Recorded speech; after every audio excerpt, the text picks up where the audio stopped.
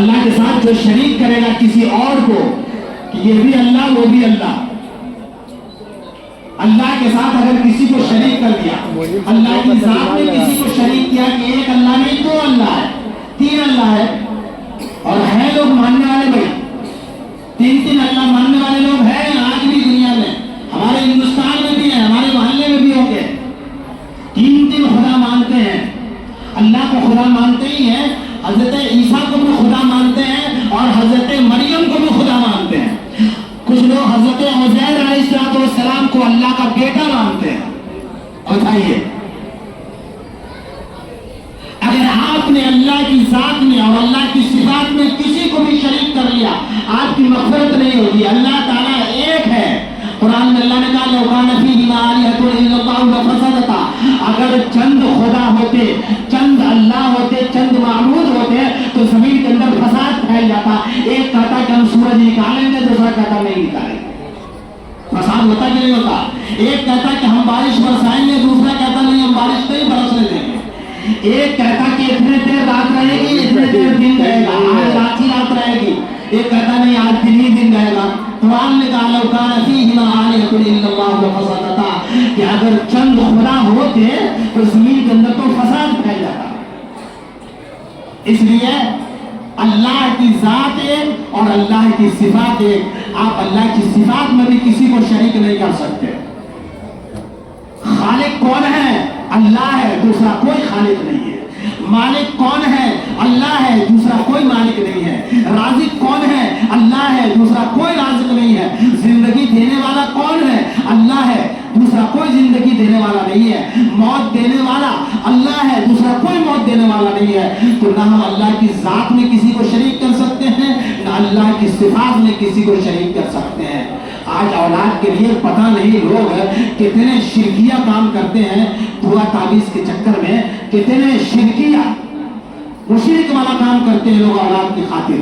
صاف اللہ کہہ رہا ہے اللہ اولاد کون دیتا ہے؟ اللہ دیتا ہے۔ بہرحال اللہ کی ذات میں صفات میں شریک کریں گے تو کیا ہو جائیں گے؟ آپ مشرک ہو جائیں گے، کافر ہو جائیں گے۔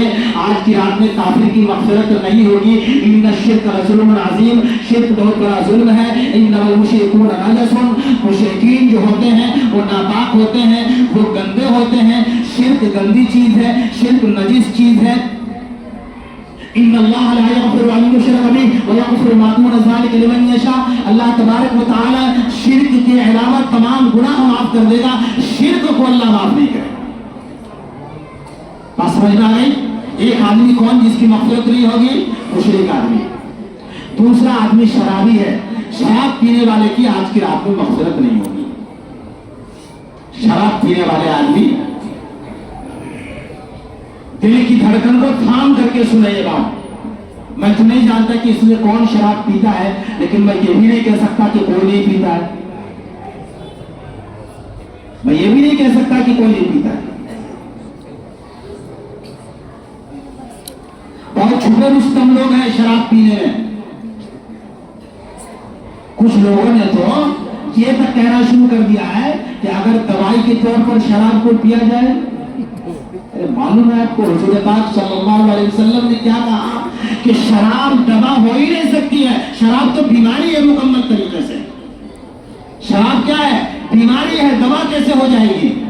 آج جتنا بھی ڈاکٹر ہے، چھوٹا سے بڑا ڈاکٹر، سب آدمی شراب کے بارے میں پوچھتا ہے تم شراب پیتے ہو کہ نہیں پیتے ہو، ڈرنک لیتے ہو کہ نہیں لیتے ہو۔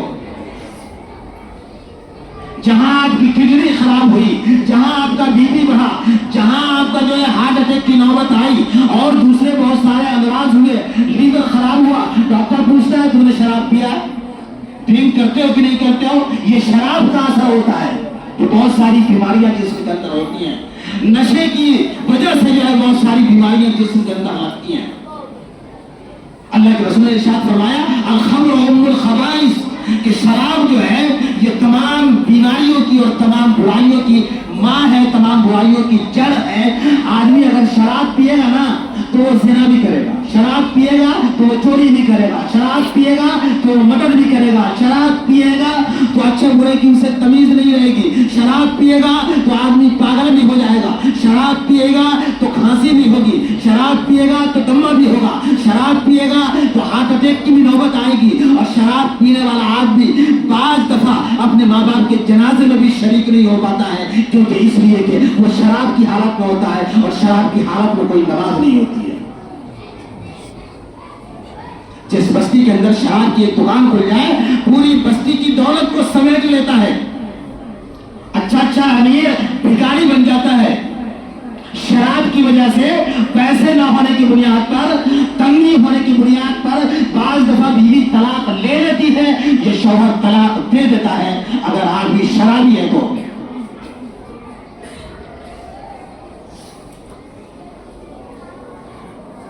میرے محترم بزرگ اور دوستو، شراب پینے والے لوگ شروع میں جائے نا، جوان آدمی سب بڑی جسم کے اندر چستی اور پھرتی اور چالاکی محسوس کرتا ہے، لیکن دھیرے دھیرے اتنا تیز ہو جاتا ہے کہ پھر کبھی لوٹ کر کے نہیں آتا۔ قرآن میں صاحب اللہ تبارک و تعالیٰ نے کہا انما الخمر والمیسر والانصاب والازلام رجس من عمل الشیطان، یہ شراب پینا، جوا کھیلنا، قمار بازی کرنا، یہ ساری کی ساری چیزیں کیا ہے؟ یہ شیطان کے کام ہیں، انسانوں کے کام نہیں ہو سکتے۔ شراب کا پینا، شراب پینے والا آدمی، میں آپ کو بتاؤں، شراب پینے والا آدمی شراب کا گھونٹ نہیں پیتا ہے، وہ اپنی اولاد کا خون پیتا ہے۔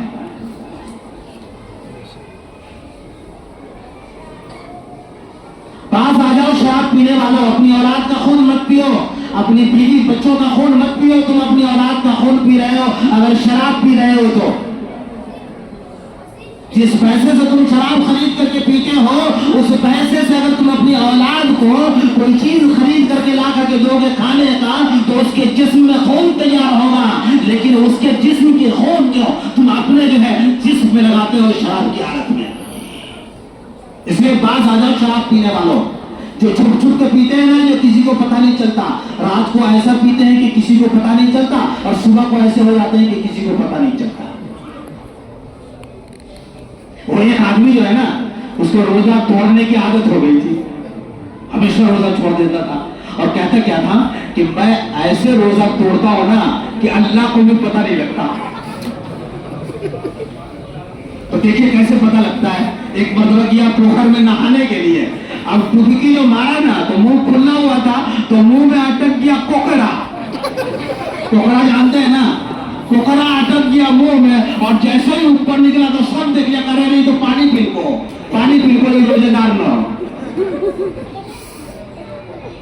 تو ایسا چھپ کر کے آپ شراب اگر پی رہے ہیں تو ہم سے چھپا لیجئے گا، قوم سے چھپا لیجئے گا، اپنے بچوں سے چھپا لیجئے گا، اللہ سے کیسے چھپائیے گا، اللہ کے رسول سے کیسے چھپائیے گا؟ شراب پی کر کے اگر آپ میدان محشر میں حاضر ہوں گے اور آب کوثر پہ آپ جائیں گے، حوض کوثر پہ، آپ کو کیسے اللہ تبارک و تعالیٰ حوض کوثر سے اللہ کے رسول جام پلائیں گے؟ شرابی آدمی، اور پھر اللہ کے رسول جام پلائیں گے اس کو۔ شراب پینے والوں باز آ جاؤ، کبھی شراب پر انشاءاللہ ہم ارادے میں رکھے ہوئے ہیں، شراب کے اوپر بھی جمعہ میں ہم بات کریں گے۔ اللہ کرے کہ یہ بات جھوٹی ہو، صحیح نہ ہو، ہماری سوچ غلط ہو، لیکن ہمارے کچھ بہت ایسے خاص آدمی ہیں، بہت خاص آدمی ہیں جو شراب پیتے ہیں، وہ یہ سمجھ رہے ہیں کہ امام صاحب کو نہیں معلوم ہے، لیکن مجھے معلوم ہے، لیکن میں ان کی برائی دل میں نہیں لیے ہوا ہوں، کیونکہ وہ آدمی برا نہیں ہے، شراب کا عمل برا ہے۔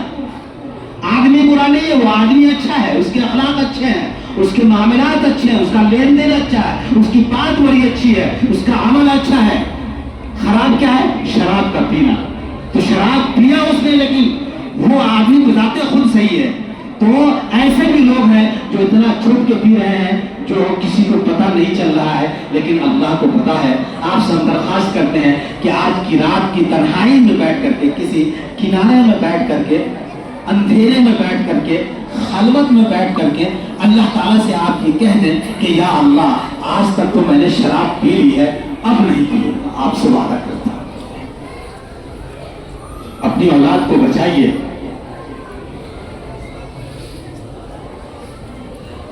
یہ دوسرا آدمی، ہم تو بہت شارٹ میں، لیکن تھوڑا سا کچھ نہ کچھ بات بڑھی جا رہی ہے، اور یہ جو تیسرا آدمی ہے جس کی آج کی رات میں مغفرت نہیں ہوگی، کون ہے؟ ماں باپ کی نافرمانی کرنے والا، ماں باپ کی نہیں سننے والا۔ ہاں، نہیں مان رہا. آپ کو معلوم ہے اصل خالق کون ہے پیدا کرنے والا؟ اللہ. لیکن دنیا میں آنے کا ذریعہ کون بنتے ہیں؟ ماں باپ. تو جس طریقے سے اللہ کی عبادت کرنا فرض ہے، اطاعت کرنا فرض ہے، اسی طریقے سے ماں باپ سے محبت کرنا بھی اور ماں باپ کی خدمت کرنا بھی اور فرمان برداری کرنا بھی انسان کے اوپر بالکل فرض ہے. جس طریقے سے اللہ کی عبادت کرنے پر بے انتہا جو ثواب ملتا ہے نا، اسی طریقے سے ماں باپ کے اوپر محبت بھری نگاہ ڈالنے سے ایک حج مقبول اور ایک عمرہ مقبول کا ثواب ملتا ہے. جس طریقے سے اللہ تبارک و تعالیٰ کی نافرمانی کرنا، اللہ کی ذات میں کسی کو شریک کرنا، یہ جرم عظیم ہے اور اس کی بخشش نہیں ہوتی ہے. اسی طریقے سے ماں باپ کی نافرمانی کرنا، ماں باپ کی بات نہ ماننا، یہ جرم عظیم ہے اور وہ آدمی بھی بخشش کے لائق نہیں ہے. اللہ کے رسول سرکار دو عالم صلی اللہ علیہ وسلم سے کسی صحابی نے پوچھا کہ یا رسول اللہ سب سے محبوب عمل کون سا ہے؟ آپ صلی اللہ علیہ وسلم نے ارشاد فرمایا مستحب وقت میں نماز کو پڑھ لیا جائے. مستحب وقت میں نماز پڑھ لیا جائے. اس کے بعد آپ صلی اللہ علیہ وسلم سے پوچھا گیا کہ یا رسول اللہ اس کے بعد کون سا عمل محبوب ہے سب سے زیادہ؟ تو آپ صلی اللہ علیہ وسلم نے ارشاد فرمایا ماں باپ کے ساتھ حسن سلوک کرنا، یہ سب سے محبوب عمل ہے اللہ کو. دیکھیے ذرا سا تو بات کرتے جمعہ میں بیان کر رہے تھے کہ بھائی ایسا ہے آپ جو ہے بہت تعریف کرتے ہیں لوگوں کی، جو بھی اچھے لوگ ملتے ہیں سب کی تعریف تو آپ کرتے ہیں لیکن اپنی بیوی کی تعریف کبھی نہیں کرتے ہیں. بیوی کی اچھائی آپ کبھی بیان نہیں کرتے ہیں. بیوی کی بھی اچھائی بیان کیا کیجئے، اس کی بھی تعریف کیا کیجئے، اس کی بھی بات پر واہ واہ کیا کیجئے، اس کے کھانے کی بھی تعریف کیا کیجئے. جمعہ کا بیان تھا، بیچارہ جمعہ پڑھ کے گیا گھر والی نے جو ہے کھانا پیش کیا، کبھی تو جو ہے تعریف کرتا نہیں تھا بیوی کا. 20 سال شادی کے ہو گئے تھے، کبھی بیوی کی اچھائی بیان نہیں کرتا. لیکن اس دن اتفاق سے جب بیوی نے کھانا پیش کیا تو ہر لقمہ پر کہہ رہا واہ ماشاءاللہ. ہر لقمہ پر ایک لقمہ منہ میں ڈالے، واہ ماشاءاللہ بہت بڑھیا بنا ہوا ہے، واہ ماشاءاللہ بہت بڑھیا بنا ہوا ہے. گھر والی جو ہے نا کچن میں گئی، اب بیلنا لے کے آئی، اب ماری بھونا پر، ماری بھونا پر. کہاں کو رکتا 20 سال سے ہم تمہیں کھانا بنا کے دیا ہو تو ایک کو دن میں تعریف کیے، ایک کو دن میں بولے واہ واہ. اور آج جو ہے حاجی حسین صاحب کی یہاں سے ترکاری مانگ کے لئیے پھوٹوں کے ہاتھ کا تو طرف بڑا واہ نکلو.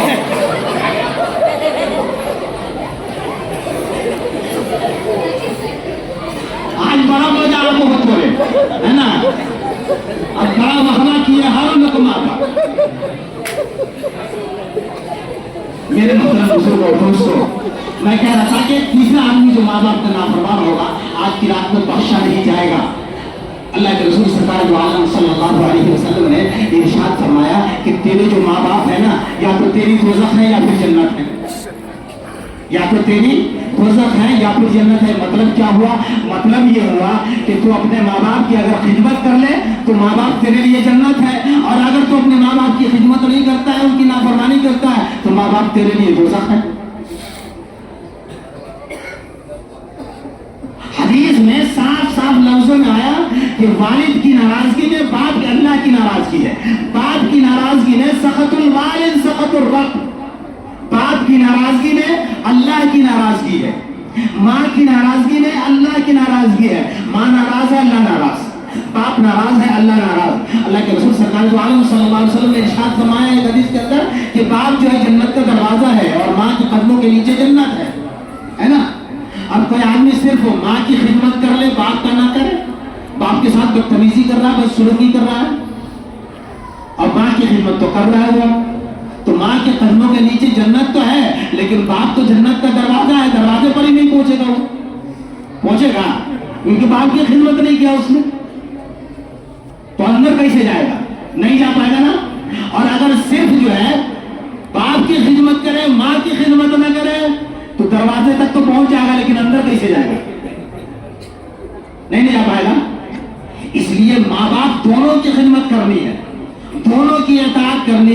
हाल से मैं उम्मीद करता हूँ कि नौमान भाई यहाँ पर मौजूद होंगे। नौमान भाई वालिदा के बयान पर जो है बहुत ही जो है मुतवज्जो होते हैं और उनकी ख्वाहिश होती है कि माँ के ऊपर जरूर बयान किया जाए कुछ ना कुछ। तो माँ के ऊपर थोड़ा तफसील से हम बात कर रहे हैं। हदीस में अल्लाह के रसूल सल्लल्लाहु अलैहि वसल्लम ने एक बात जो बड़ी अजीब इरशाद फरमाई, एक सहाबी ने पूछा कि या रसूल अल्लाह, ये माँ बाप जो है जन्नत और दोज़ख उस हालत में भी हैं, यानी ये माँ बाप हमारे लिए आजाद उस हालत में भी हैं कि माँ बाप ने ही जुल्म किया हो, अगर माँ बाप ने जुल्म किया हो तब भी ये हमारे लिए दोज़ख है? कहा हाँ, और एक मर्तबा नहीं कहा, 3 मर्तबा कहा, वइन ज़लमा वइन ज़लमा वइन ज़लमा, हाँ अगर उन दोनों ने जुल्म भी किया हो, उन दोनों ने जुल्म भी किया हो तुम्हारे ऊपर, उन दोनों ने औलाद के ऊपर जुल्म भी किया हो, तब भी उनकी नाराजगी तुम्हारे लिए दोज़ख का गड्ढा है, कब्र तुम्हारी अच्छी नहीं गुजरेगी। जी, बड़े लोग कहते हैं, अक्सर लोग ये बात कह देते हैं कि माँ बाप ने मेरे साथ अच्छा नहीं किया, उसको दे दिया सब कुछ, मेरे साथ अच्छा नहीं किया। आपको कहने का कोई हक नहीं है कि माँ बाप ने मेरे साथ अच्छा नहीं किया। अगर अच्छा नहीं भी किया तब भी आप नहीं कह सकते हैं। कुरान में अल्लाह ताला ने कहा वक़ज़ा रब्बुका अल्ला तअबुदू इल्ला इय्याहु बिल वालिदैनि इहसाना इम्मा यब्लुगल किबरा फला तकुल लहुमा उफ, इसके आगे है फला तकुल लहुमा उफ, कि तुम अपने माँ बाप को उफ भी मत कहो, उफ भी नहीं कह सकते, उफ भी अल्लाह तबारक व तआला को नागवार है, उफ भी अपने माँ की शान में अपने बाप की शान में कोई नहीं कह सकता। उफ की बात कह रहा हूँ, उफ की तकलीफ कितनी बड़ी तकलीफ होती है, कितनी छोटी कितनी मामूली, कि सुई जब आदमी को चुभता है तो आदमी कहता है ना उफ। ये इतनी छोटी सी तकलीफ भी आप अपनी माँ को नहीं दे सकते, अपने बाप को नहीं दे सकते, ये भी अल्लाह को।